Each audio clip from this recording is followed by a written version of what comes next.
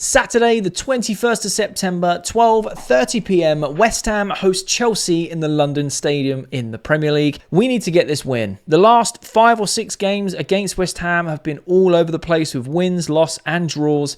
There is no one-sided team in this fixture right now. And with Chelsea being an inconsistent team, with great performances, bad performances, West Ham with their incredible summer signings that they've made this season, this could make for a very interesting watch. Now, Chelsea are coming off the back of that 1-0 win at Bournemouth with a very unconvincing performance.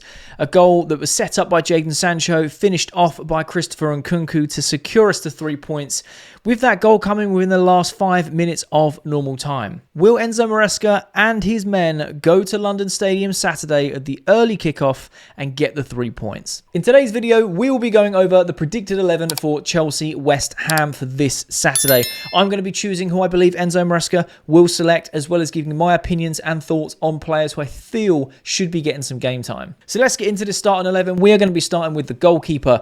In goal, I've gone for Robert Sanchez. Enzo Marasca has made it very clear that Robert Sanchez is, in fact, the Chelsea #1 goalkeeper. And if I'm being honest, if he performs like he did against Bournemouth, against West Ham, I can totally see why Enzo Marasca wants to use Robert Sanchez as Chelsea's #1. I'm going to be honest, I'm very sceptical of Robert Sanchez. I do not believe in his ability. I think he has lots of mistakes in him. But the start of this season, he's actually played very well. His distribution's been a lot better. He's made some incredible saves, some crucial saves. And that performance against Bournemouth was the epitome of what Chelsea fans are looking for in a goalkeeper. Kept us in the game. Should have been man of the match in my opinion. He even gave away a penalty and saved the penalty. Like, that guy was just on fire. Moving on to left back, we have the one, the only Marc Cucurella. I believe that Cucurella has nailed on that left back spot for Chelsea. And if I'm being honest, the form he has been in for the last few months has been phenomenal. We are really starting to see the player that we bought from Brighton for the money that we spent. It was about 40-50 million. The last sort of 5-6 games of the season, going into the Euros and winning it, having a really good tournament, starting this season very well as well. Missed a lot of the pre-season because he was at the Euros. Cucurella is flourishing under Enzo Maresca's system, you know, as he naturally likes to invert, and we discovered, or Pochettino discovered, that Cucurella can invert incredibly well. So Cucurella to be left back against West Ham. Moving on to the left centre-back, I've gone for Levi Colwill. This is a player who's actually gone under the radar in terms of how well he's performed in recent weeks. Levi Colwill has been getting better and better game by game. And Enzo Marasca has made it, again, abundantly clear that he wants Fofana and Colwill to be the centre-back partnership. We can see how much potential there is.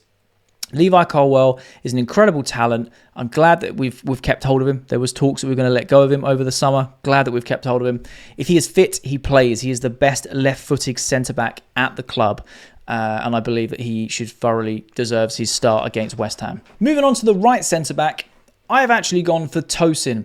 I believe that Fofana had a pretty poor game against Bournemouth. When we took Disasi off and pushed Fofana out to right back and brought Tosin in as that right centre-back, he shored up our defence. He was a Rolls-Royce defender that night. And I believe for a free transfer, someone who's Prem-proven, got the Prem experience, wins a lot of aerial duels, good in the air, great on the ball, likes to make them line-breaking passes.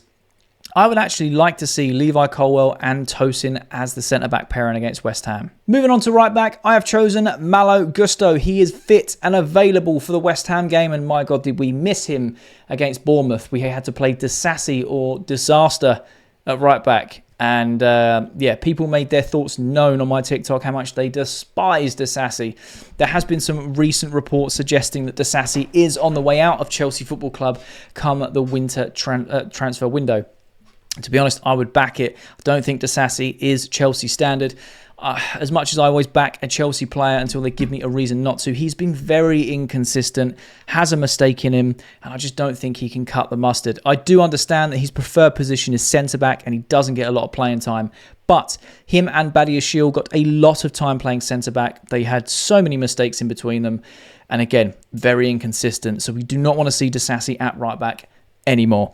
So if Malo Gusto is fit and available, he plays. Simple as that. Get Gusto at right-back. Moving on to the left-hand side of that double pivot, I have chosen Moises Caicedo.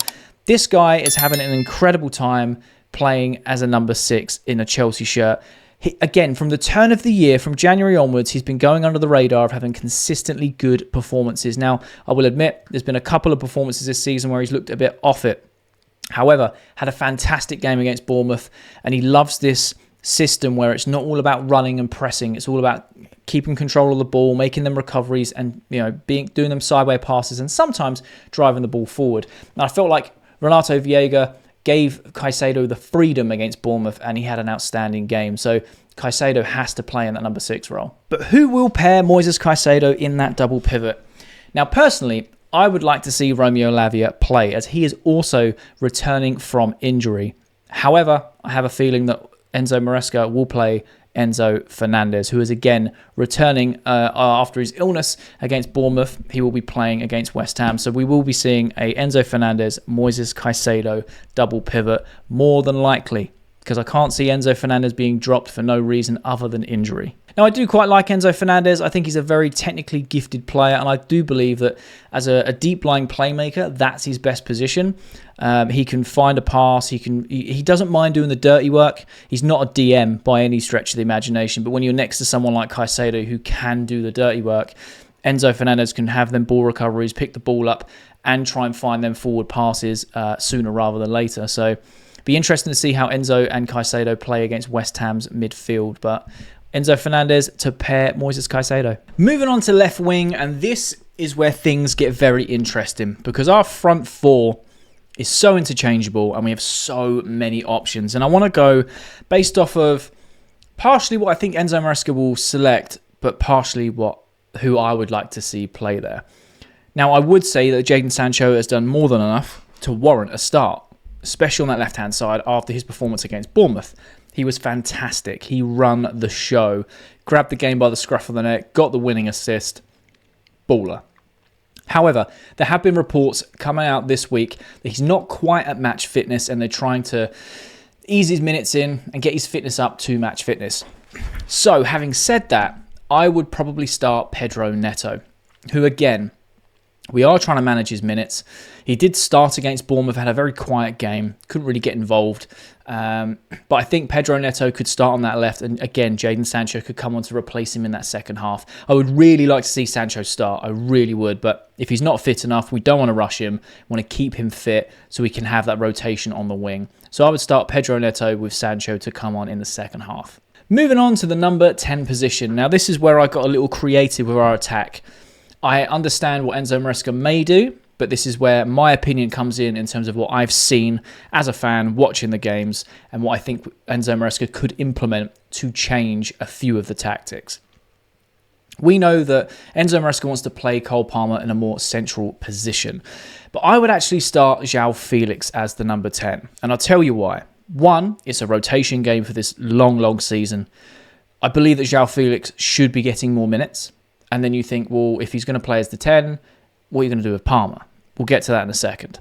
I think that João Felix should be starting at number 10, just purely on a rotation basis to give him some minutes. And again, we can move Palmer and put him somewhere else because there's more of a knock-on effect, more of a domino effect with this rotation game. I think João Felix is more than capable enough to make an impact, and I believe the last time he played West Ham at the London Stadium, he scored with an Enzo Fernandez assist. So, just saying. Moving on to the right wing, I would play Mr. Cole Palmer. Now, there is a reason why I've moved Cole Palmer to the right-hand side and Felix in the number 10 role.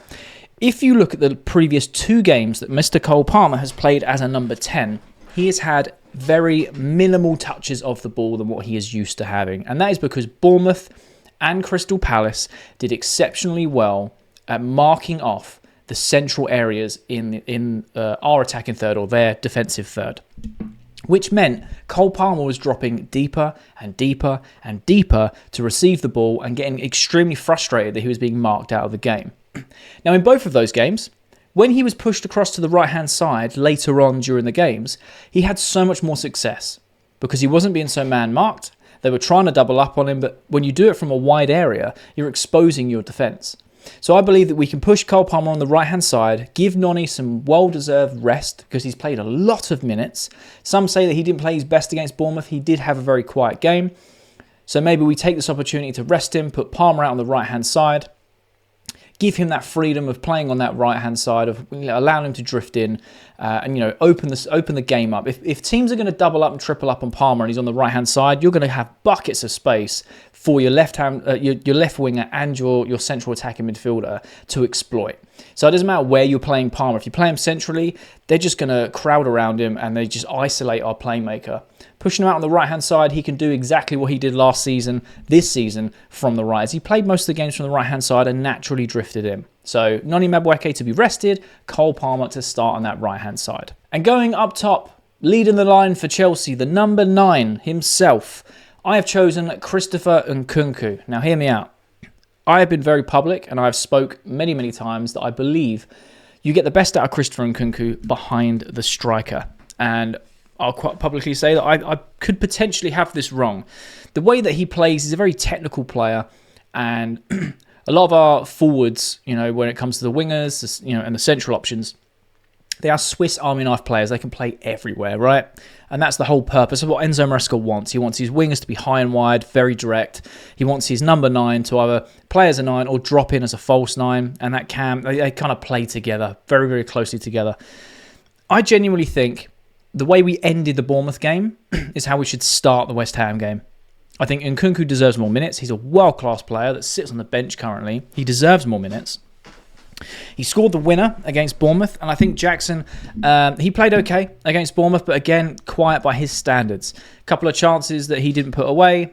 Not saying that he has to finish 100% of his chances, but when Christopher Nkunku comes off the bench with limited minutes and scores the winner, for me, that warrants a start. So I would like to see Christopher Nkunku lead the line for Chelsea. And again, it gives us a different dynamic because of the type of footballer he is. He's very technical, very good at his close control, and actually uses his body very well for someone who's quite petite as a footballer. Of course, Jackson will get minutes, and we could see Nkunku playing just behind Jackson. That could be another alternate option that we have. We could see Palmer playing at 10, Jackson playing up front, and then having Nkunku on the left or Nkunku on the right, which I think that's not where you get the best out of Christopher Nkunku.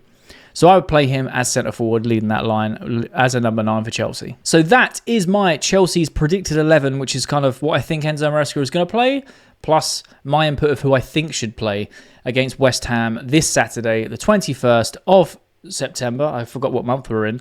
12:30 p.m. I always get PM and AM mixed up. It's the early kickoff on a Saturday. Now, early kickoffs, historically, haven't been very kind to us. So I'm hoping that we can start the weekend off with everyone watching, the rest of the league watching what we do, and we can go and get the 3 points, keep the momentum that we have built up slowly after the last 3 games, especially with another international break coming on the horizon. But let me know your thoughts on this predicted 11. Do you agree? Do you disagree? Who would you have playing instead of me? Let me know in the comment section. I love having a conversation with you guys. And again, let me know your score predictions for the game this weekend.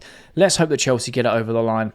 Now, at this point in the video, there's a thumbnail that comes up somewhere on the screen. So if you are into Chelsea videos and you love Chelsea Football Club, 1, make sure you leave a like and subscribe on this video. But 2, click on that thumbnail because you'll enjoy that video. See you in the next one.